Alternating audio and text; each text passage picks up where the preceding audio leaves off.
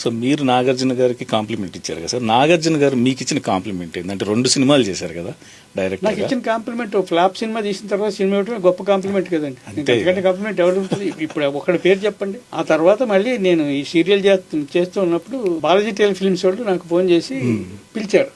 అలా మొదలైన సినిమా చేస్తుంటే ఫోన్ కాల్ వచ్చింది. బాంబే నుంచి ఒక కాల్ వచ్చింది, మీకు పిఎన్ఆర్ నెంబర్ వస్తుంది, మీరు రేపు బాంబేకి రావాలి అంటే. ఎవరు మీరంటే మాకు కంపెనీ అండి అని చెప్పారు.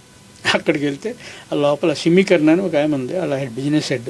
ఆమె మిస్టర్ రావు, మీ రెజ్యూమ్ శోభా కపూర్కి చాలా నచ్చింది, మీరు మా బాలాజీకి క్రియేటివ్ హెడ్గా రావాలి అని చెప్పి. నా రెజ్యూమ్ ఎక్కడ ఉంది, అసలు నేను తయారు చేయలేదు కదా రెజ్యూమ్ అన్న.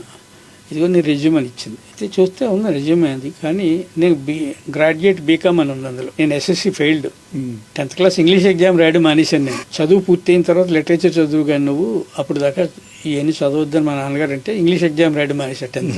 ఎస్ఎస్సితోనే బయట వచ్చేసారు. శోభా కపూరు, యాక్టర్ కపూర్ మధ్యాహ్నం వచ్చారండి. వచ్చిన తర్వాత శోభా కపూర్ ఒక్క మాట అందావిడ.